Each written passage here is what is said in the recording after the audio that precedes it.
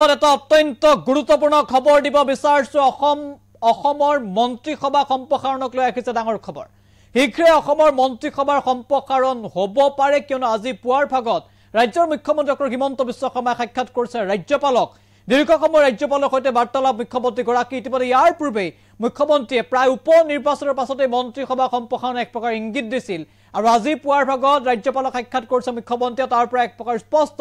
যে শীঘ্ৰে ৰাজ্যৰ মন্ত্ৰীসভাত হয়তো ব্যাপক ৰদবদল বা সম্প্ৰসাৰণ বা খাল খলনি হোৱাৰ পূৰ্ণ সম্ভাৱনা আছে যদি মন্ত্ৰীসভাৰ সম্প্ৰসাৰণ কৰা হয় তেতিয়া হলে কোন কোন অন্তৰ্ভুক্ত হ'ব নতুন মন্ত্ৰীসভাত বা কোনে কোনে মন্ত্ৰীত্ব হেৰুৱাব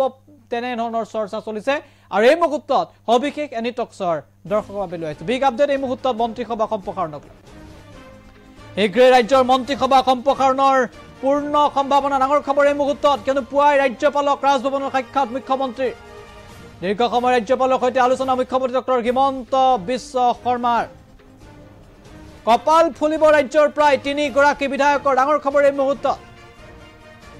পৰাকৰ এগৰাকী বিধায়ক অন্তৰ্ভুক্ত হ'ব মন্ত্ৰীসভাত এক প্ৰকাৰ নিস্পষ্ট এক প্ৰকাৰ নিশ্চিত উজনি অসমৰ এগৰাকী বিধায়ক অন্তৰ্ভুক্ত হ'ব মন্ত্ৰীসভাত এয়াও যেন এক প্ৰকাৰৰ স্পষ্ট হোৱাৰ দিশে আমি জনাইছো গুৰুত্বপূৰ্ণ খবৰ শীঘ্ৰে ৰাজ্যৰ মন্ত্ৰীসভা দেখিবলৈ পাব কেইবাগৰাকীও নতুন বিধায়কক মন্ত্ৰী ৰূপে কাৰণ অসমৰ মন্ত্ৰীসভাত ব্যাপক ৰদবদল হ'বলৈ গৈ আছে মন্ত্ৰীসভা সম্প্ৰসাৰণ হ'বলৈ গৈ আছে ইতিমধ্যে বৰাকৰ এগৰাকী বিধায়কে মন্ত্ৰীত্ব পোৱাটো প্ৰায় নিশ্চিত কাৰণ পৰিমল শুক্লবৈদ্যই সাংসদ হিচাপে নিৰ্বাচিত হোৱাৰ পাছতে খালী হৈ ৰৈছে সেই মন্ত্ৰী স্থান আৰু তাৰ স্থানত বৰাকৰ এগৰাকী বিধায়কে মন্ত্ৰীত্ব পোৱাটো প্ৰায় নিশ্চিত আৰু বৰাকৰ দুগৰাকী বিধায়ক আছে মন্ত্ৰীসভাৰ দৌৰত কৃষ্ণেন্দু পাল পাথাৰকান্দি সমষ্টিৰ বিধায়ক আৰু কৌশিক ৰায় লক্ষীপুৰৰ বিধায়ক আছে মন্ত্ৰীত্বৰ দৌৰত একে সময়তে উজনি অসমৰ এগৰাকী বিধায়ক মন্ত্ৰী হোৱাৰ সম্ভাৱনা তাৰ ভিতৰত চৰ্চাত আছে শেহতীয়াকৈ কংগ্ৰেছ ত্যাগী বিজেপিত যোগদান কৰা সুশান্ত বৰগোহাঁইৰ নাম আহোম সম্প্ৰদায়ক প্ৰতিনিধিত্ব কৰা আহোম জনগোষ্ঠীক প্ৰতিনিধিত্ব কৰা সুশান্ত বৰগোহাঁইক মন্ত্ৰীত্ব দিয়াৰ সম্ভাৱনা প্ৰায় চূড়ান্ত আন এগৰাকী জ্যেষ্ঠ বিধায়কে মন্ত্ৰীত্ব পোৱাৰ সম্ভাৱনা তাৰ ভিতৰত চৰ্চাত আছে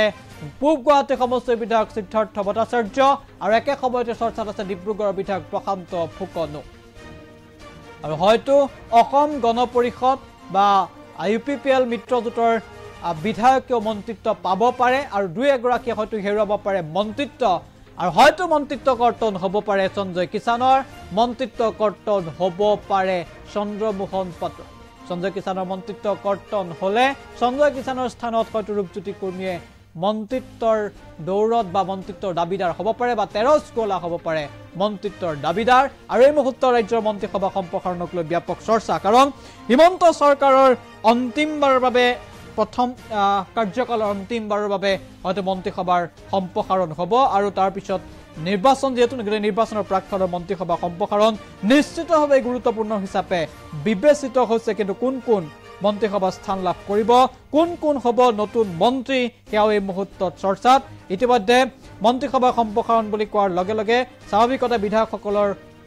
মাজত মন্ত্ৰীসভাৰ দৌৰ বা প্ৰতিযোগিতা হোৱাটো একেবাৰে স্বাভাৱিক আৰু এই মুহূৰ্তত হিমন্ত বিশ্ব শৰ্মা ৰাজ্যপালক সাক্ষাৎ কৰাৰ পাছতে মন্ত্ৰীসভা সম্প্ৰসাৰণৰ বিষয়টোৱে অধিক প্ৰাসংগিকতা লাভ কৰিছে ৰাজ্যৰ প্ৰেক্ষাপটত